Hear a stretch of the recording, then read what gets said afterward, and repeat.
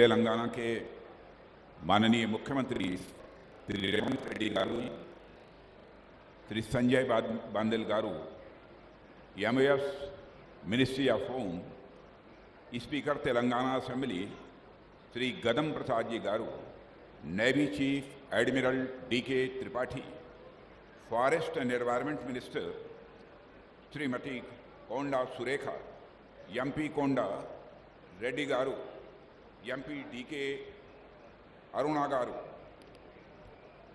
Vice admiral Rajesh Pendharkar, FOC in Sea, eastern naval command, MLA Shri Ram Mohan Reddy garu, MLA Shri Manohar Reddy garu, MLA Shri Yadai Taya garu, centre और state government के सारे officials और यहाँ पर मौजूद इस क्षेत्र के रहने वाले अन्य सभी सम्मानित बहनों एवं भाइयों, मुझे इस बात की प्रसन्नता है कि आज नेशनल इम्पॉर्टेंस के एक बहुत ही महत्वपूर्ण project very low frequency station का यहाँ पर शिलान्यास हो रहा है।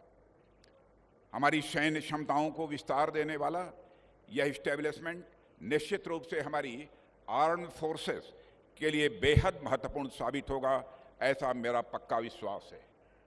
जब इतने महत्वपूर्ण प्रोजेक्ट का आज यहाँ पर शिलान्यास हो रहा है, वहीं आपको शायद इस बात की जानकारी होगी कि आज ही का दिन भारत के पूर्व राष्ट्रपति और भारत के माने जाने वैज्ञानिक अब्दुल कलाम साहब का आज जन्मदिन भी है।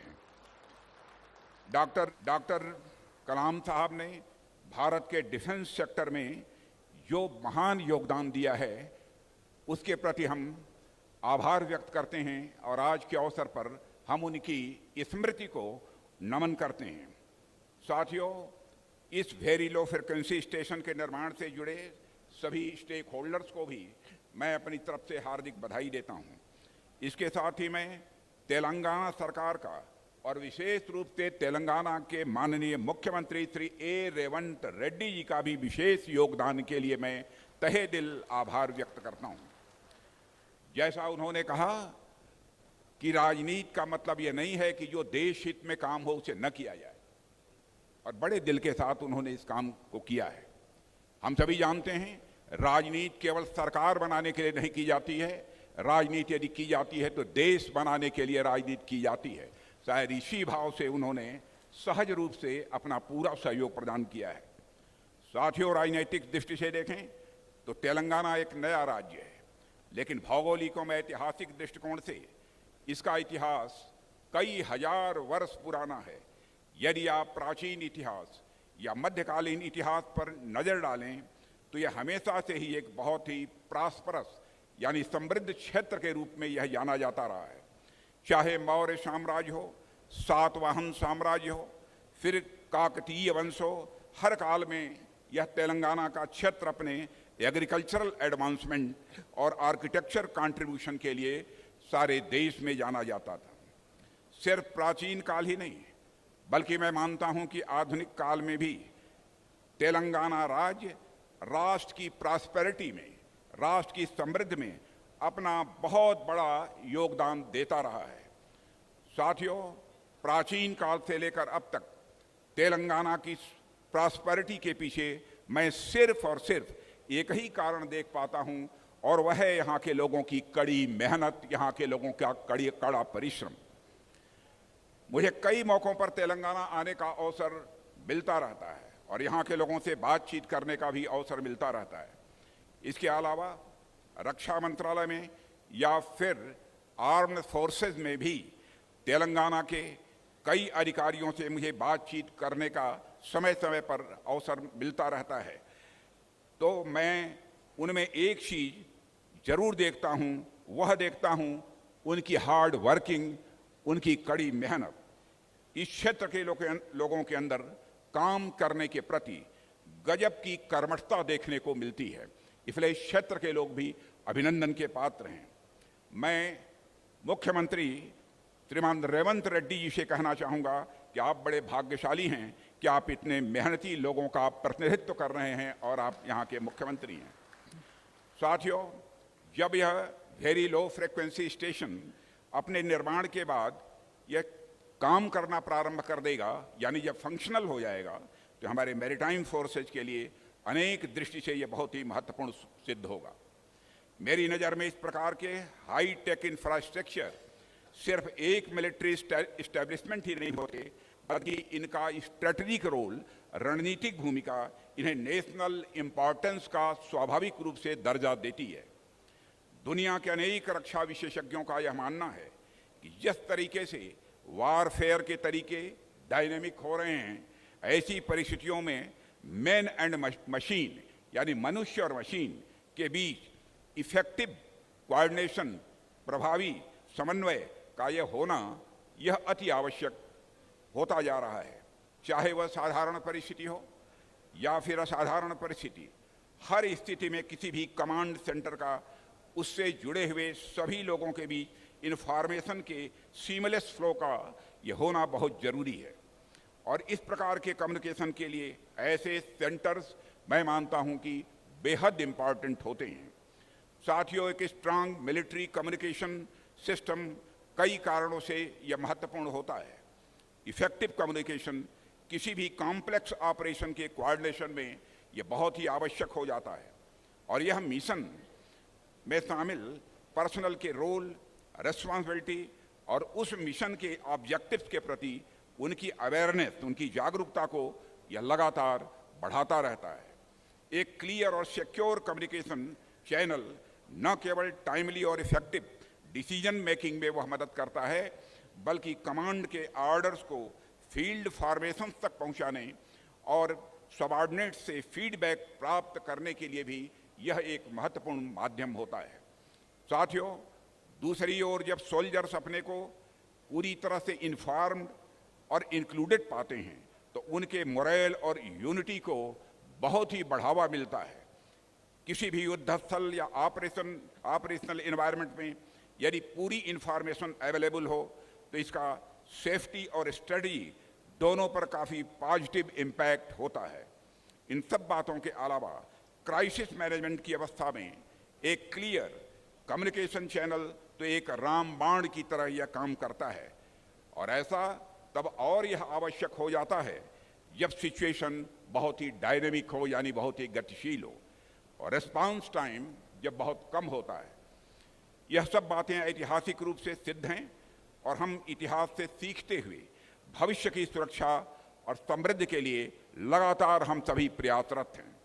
साथियों, कम्युनिकेशन के महत्व को जब मैं ऐतिहासिक रूप से सिद्ध कह रहा हूं, तो यह ऐतिहासिक कहने का मेरा मतलब मानव सभ्यता के प्रारंभ से ही है। मानव इतिहास के पन्नों को आप पलटें तो आप यह पाएंगे कि पूरी मानव सभ्यता का जो इवोल्यूशन हुआ है, जो विकास हुआ है, वह एक तरह से कम्युनिकेशन और इवोल्यूशन के आधार पर हुआ है। जब भाषा का आविष्कार नहीं हुआ था तब भी मानव किसी न किसी माध्यम से आपस में कम्युनिकेट करता था, यानी एक दूसरे से बातचीत करता था किसी न किसी माध्यम से। आपने देखा होगा कि भीमबेटका जैसे अनेक प्राचीन स्थलों पर आदि मानव के द्वारा ऐसे चित्र बनाए गए हैं जिसमें वह इशारों के माध्यम से कुछ कहना चाहते हैं। यह इशारों के माध्यम से कुछ कहना कम्युनिकेशन का ही एक उदाहरण है। धीरे धीरे सभ्यता का विकास हुआ तो मानव ने कम्युनिकेशन के सिस्टम को और डेवलप किया, और भाषा का आविष्कार हुआ, फिर लेखन प्रणाली का विकास हुआ। उसके बाद एक जगह से दूसरी जगह तक मैसेज को पहुंचाने के लिए कबूतरों का भी इस्तेमाल किया जाने लगा, घोड़ों का भी इस्तेमाल किया जाने लगा, एक स्थान से दूसरे स्थान को संदेश भेजने के लिए। आधुनिक युग में यदि हम देखें तो संदेश पहुंचाने के लिए पोस्ट सिस्टम का यूज किया जाने लगा। किसी राज्य के अंदर या किसी देश के अंदर या फिर एक देश से दूसरे देश में भी चिट्ठियों का आदान प्रदान, लेटर्स का आदान प्रदान यह किया जाने लगा। आपस में भी कुछ लोग, आप में से भी यहाँ पर कुछ लोग होंगे जिन्होंने ब्लू कलर में आने वाले इनलैंड लेटर्स, अंतर्देशीय पत्र को आपने देखा होगा। पहले उसका भी प्रयोग किया जाता था। हमारे यहाँ तो दुनिया की वन ऑफ द ओल्डेस्ट, सबसे पुरानी और वन ऑफ द लार्जेस्ट, बड़ी डाक व्यवस्था, पोस्टल सिस्टम अभी भी पाई जाती है, दुनिया में और किसी देश में नहीं है। इसके अलावा समय के साथ साथ फैक्स मशीनों के माध्यम से भी सूचनाओं को तुरंत भेजने का इंतजाम किया गया। उसके बाद इंटरनेट का जमाना आया तो कम्युनिकेशन का यह माध्यम ईमेल तक पहुंच गया, और आज तो हम इतने अधिक डेवलप्ड युग में जी रहे हैं, डेवलप्ड एरा में जी रहे हैं कि हम व्हाट्सएप, टेलीग्राम और अन्य माध्यमों से खुद ही जो इन्फॉर्मेशन जिसके पास भेजना चाहते हैं उसके पास कुछ सेकंड्स में ही भेज पा रहे हैं। साथियों, आज हमने अपने कम्युनिकेशन के साधनों को इतना विकसित कर लिया है कि हम स्पेस में सैटेलाइट भेज रहे हैं। उसके माध्यम से दुनिया के एक कोने में बैठा हुआ आदमी दुनिया के दूसरे कोने में बैठे हुए आदमी से न सिर्फ बात कर सकता है बल्कि उससे लाइव भी देख सकता है। आज से कुछ दशक पहले जो चीज़ कल्पना लगती थी आज वह सच्चाई बन गई है, यथार्थ बन गई है, और ऐसा सिर्फ और सिर्फ कम्युनिकेशन के दम पर ही यह संभव हो पाया है। कहाँ तो मानव पहले अपने घर परिवार और गांव तक सीमित रहता था, और कहाँ आज हम देश दुनिया की खबरों को अपनी जेब में लेकर घूमते हैं। इतनी बड़ी प्रगति सारे भारत में ही नहीं सारे विश्व में हुई है। साथियों, कम्युनिकेशन के इतिहास में यदि हम पिछले 1-2 दशकों पर नजर डालें तो इस दौरान जो प्रोग्रेस हुई है अब तक की सारी प्रोग्रेस पर यह भारी पड़ती है। कम्युनिकेशन में जब एडवांस टेक्नोलॉजी का रोल कहीं ज़्यादा बढ़ गया है, कोविड के दौरान हम सब ने यह देखा होगा, जब लॉकडाउन था तो उस समय भी स्कूल, कॉलेज आज सभी जब बंद हो चुके थे, उस समय भी यह संचार व्यवस्था, कम्युनिकेशन के नए माध्यम का ही एक करिश्मा था। उसी का कमाल था कि शिक्षा व्यवस्था पर, चिकित्सा व्यवस्था पर और जरूरी सेवाओं पर कोई ज़्यादा नेगेटिव इम्पैक्ट नहीं पड़ने पाया। टेली एजुकेशन के माध्यम से विद्यार्थी घर बैठे शिक्षकों से ज्ञान प्राप्त करते रहे, और इसके अलावा डॉक्टर से सलाह मशविरा करने के लिए भी टेली कंसल्टेशन की प्रणाली भी काम में लाई जाती रही है। यह कम्युनिकेशन की ही भूमिका है साथियों कि अब हम सिर्फ आपस में ही नहीं बल्कि इंटरनेशनल लेवल पर भी इंफॉर्मेशन का आदान प्रदान कर रहे हैं। साथियों, आज हम जिस वेरी लो फ्रिक्वेंसी स्टेशन की स्थापना करने जा रहे हैं, यह हमारे मैरीटाइम फोर्सेस के लिए कम्युनिकेशन स्थापित करने की कड़ी में हमारा एक बहुत ही महत्वपूर्ण प्रयास है, और यह हमारी आर्म्ड फोर्सेस के कमांड सेंटर्स के साथ समुद्र में तैनात हमारी शिप्स और सबमरीन्स के बीच एक स्ट्रांग और रियल टाइम कम्युनिकेशन यह डेवलप करेगा, और यह स्टेशन हमारे मैरीटाइम इंटरेस्ट को सिक्योर करने की इसी विजन के साथ, इसी दृष्टिकोण के साथ बनाया जा रहा है। साथियों, कई बार हमारे पास इक्विपमेंट भले ही ज़्यादा हों, मैन पावर भले ही ज़्यादा हो, लेकिन उस स्थिति में भी अगर हमारे पास सटीक सूचना नहीं है, सटीक इन्फॉर्मेशन नहीं है, और हमारे बाकी के सेंटर्स के साथ हमारा अच्छा कम्युनिकेशन नहीं है, तो हमारे लिए निर्णय लेने में बड़ी दुविधा उत्पन्न होती है। मेरे कहने का अर्थ यह है कि एक सिक्योर और रियल टाइम कम्युनिकेशन का न होना हार और जीत के बीच एक निर्णायक फैक्टर साबित हो सकता है।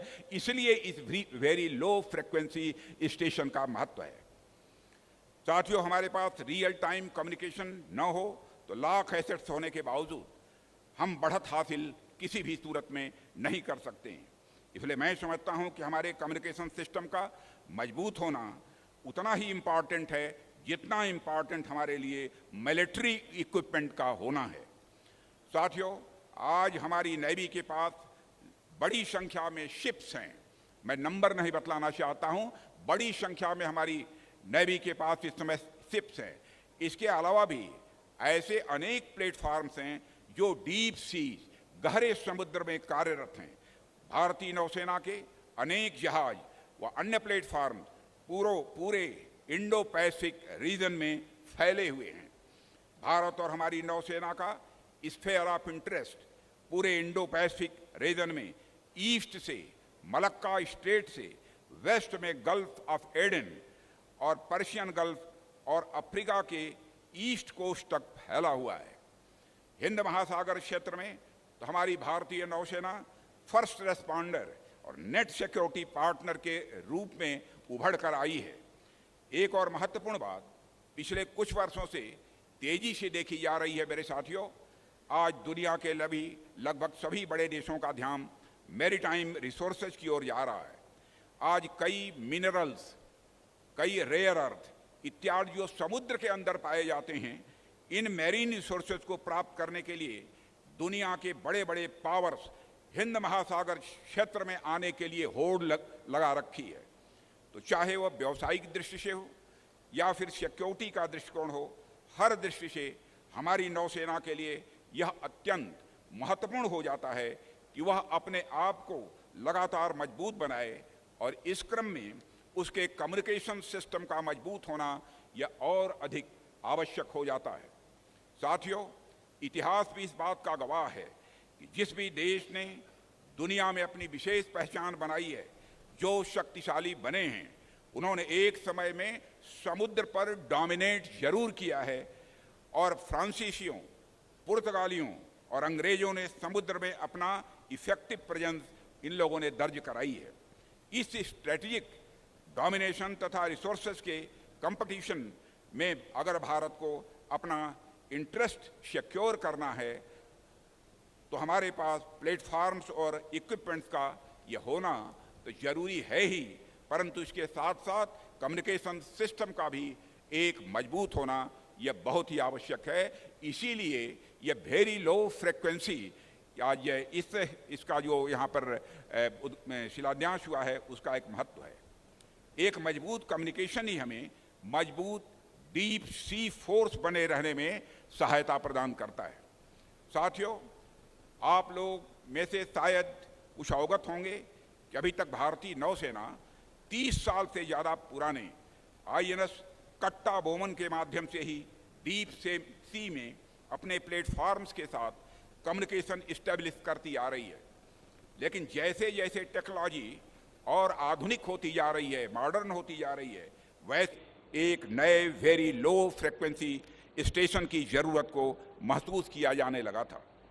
यह वेरी लो फ्रिक्वेंसी स्टेशन हमारी नौसेना की इस आवश्यकता को पूरा करेगा, ऐसा मेरा पक्का विश्वास है। यह पूरी तरह मॉडर्न टेक्नोलॉजी पर आधारित होगा। यह न सिर्फ हमारी वर्तमान ज़रूरतों को पूरा करेगा, बल्कि आने वाले समय में भी टेक्नोलॉजिकल दृष्टिकोण से, तकनीकी दृष्टिकोण से भारतीय नौसेना को तथा हमारे मैरीटाइम फोर्स को और अधिक मजबूती प्रदान करेगा। साथियों, मैं अनेक मंचों से इस बात का जिक्र पहले भी कर चुका हूं कि हमारे वर्तमान के जो भी कार्य हों वह सिर्फ कुछ समय को ही ध्यान में रखकर नहीं किए जाने चाहिए, बल्कि हमारा दृष्टिकोण फ्यूचरिस्टिक होना चाहिए। भविष्य की ओर हमें बराबर अपनी नज़र रखनी चाहिए। सरकार में भले ही 5 साल के लिए सरकारें चुनी जाती हैं, लेकिन सरकारों का दृष्टिकोण सिर्फ 5 वर्ष का नहीं होना चाहिए, बल्कि आने वाले कई दशकों का होना चाहिए।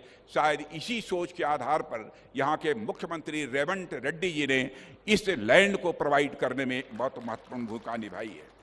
ठीक उसी प्रकार टेक्नोलॉजी के क्षेत्र में भी हम यदि कोई स्टेशन या फिर कोई मिलिट्री स्टैब्लिशमेंट स्थापित करते हैं तो उसको हम सिर्फ कुछ समय के लिए ध्यान में रखते हुए इस्टेब्लिश नहीं करने चाहिए, बल्कि हमें इस बात का ध्यान रखना चाहिए साथियों कि आने वाले कई डिकेड्स तक, कई दशकों तक किस प्रकार से वो हमारी मिलिट्री स्ट्रेंथ, हमारी सेना की ताकत को अपनी सेवाएं वह दे पाए। मुझे पूरा विश्वास है कि हमारा यह वेरी लो फ्रिक्वेंसी स्टेशन हमारी उस योजना के अनुसार काम करेगा और आने वाले कई डिकेड्स तक, कई दशकों तक हमें सिक्योर और रियल टाइम कम्युनिकेशन यह प्रदान करेगा। साथियों, सरकार भारतीय नौसेना को लगातार और भी ज़्यादा मजबूत बनाने के लिए पूरी तरह से कमिटेड है तथा उसके लिए जो भी आवश्यक कदम होगा वह उठाने के लिए भी हम सब पूरी तरह से तैयार हैं। हम अपनी नौसेना को लगातार अत्याधुनिक और आत्मनिर्भर बना रहे हैं। और साथियों, मैं इस मंच के माध्यम से एक और बात का यहाँ पर आप सबके बीच जिक्र करना चाहूँगा। मेरे संज्ञान में, मेरी जानकारी में यह लाया गया है कि इस प्रोजेक्ट को लेकर यहाँ आसपास के कुछ लोगों के मन में कुछ शंकाएं पैदा करने की कुछ लोगों ने कोशिश की है। उनके मन में कुछ भ्रांतियाँ, कुछ कन्फ्यूजन थी तथा इस प्रोजेक्ट के पर्यावरण को लेकर के ऊपर पड़ने वाले प्रभाव को लेकर भी कुछ गलतफहमियाँ पैदा हुई थी। मैं इस मंच से इन सभी लोगों को आश्वासन देना चाहता हूँ कि सरकार खुद पर्यावरण सुरक्षा को लेकर अत्यंत गंभीर है। जहाँ तक इस प्रोजेक्ट की बात है तो चाहे इसके निर्माण की बात हो या फिर इस प्रोजेक्ट के निर्माण के बाद इसके एग्जीक्यूशन की बात हो, हर क्षेत्र में इन्वायरमेंटल कंडीशंस का पूरा ध्यान रखा गया है। इसकी जानकारी आपको हमारे navy chief admiral DK. Tripathi ने दी है। हमने इस बात का भी ध्यान रखा है कि इस वेरी लो फ्रिक्वेंसी स्टेशन के निर्माण के समय अगर जरूरत हुई तो प्रभावित नागरिकों के पुनर्वास की व्यवस्था भी इंश्योर की जाएगी, लेकिन मैं समझता हूं शायद आवश्यकता इसे न महसूस हो।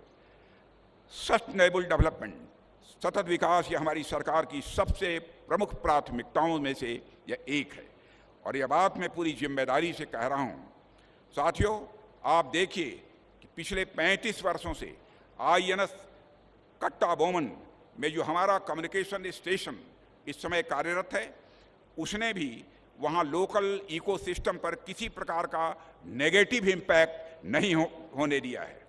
वहाँ की बायोडाइवर्सिटी और वाइल्ड लाइफ दोनों ही आज सुरक्षित हैं, कोई भी जाकर उसे देख सकता है। न सिर्फ सुरक्षित हैं बल्कि वह फल फूल भी रही हैं। हम इस VLF स्टेशन में और भी नई टेक्नोलॉजी के साथ यह सुनिश्चित कर रहे हैं कि पर्यावरण पर किसी भी प्रकार का एडवर्स इम्पैक्ट न पड़े और आसपास के लोकल पॉपुलेशन के साथ मिलकर इस स्टेशन के डेवलपमेंट और उसके क्रियान्वयन के दिशा में हम आगे बढ़ें।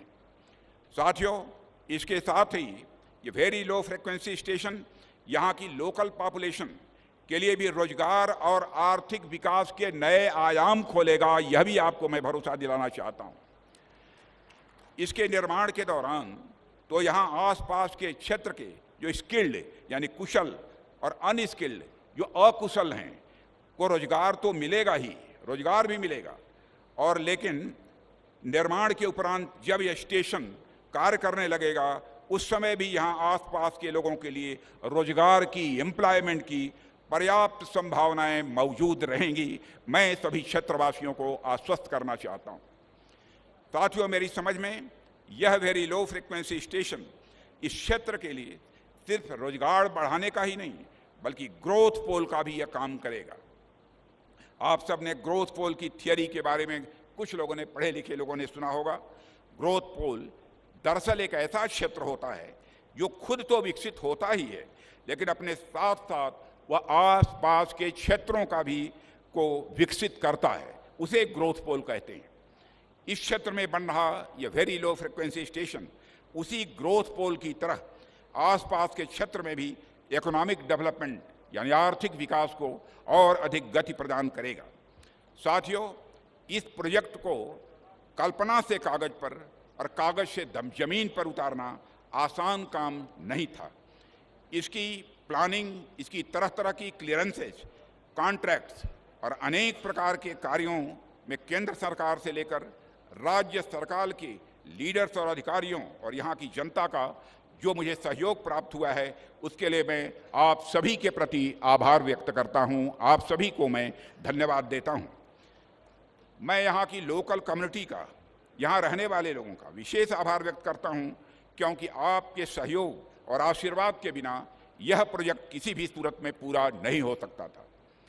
जिस तरह से आप सबका सहयोग रहा है वह यह दिखाता है कि जब राष्ट्र की सुरक्षा की बात आती है, जब देश की संप्रभुता की, सॉवरेंटी की बात आती है, तो उस समय यह देश के सभी लोग तमाम विचारधाराओं, धर्मों व पंथों के ऊपर उठकर राष्ट्र के लिए एकजुट होकर खड़े हो जाते हैं। यह हमारे भारत की विशेषता है।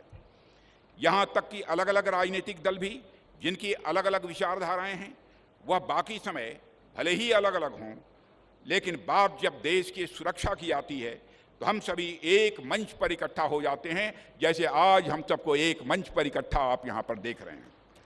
चाहे वह अलग अलग राज्य की सरकारें हों, क्षेत्रीय दल हों, राष्ट्रीय सुरक्षा के मुद्दे पर यह सभी एक हो जाते हैं।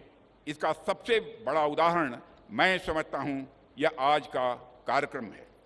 साथियों, अंग्रेजी में एक कहावत है, जो लोग अंग्रेजी पढ़े होंगे उनको जानकारी होगी, a good navy is not a provocation to war but a surety of piece.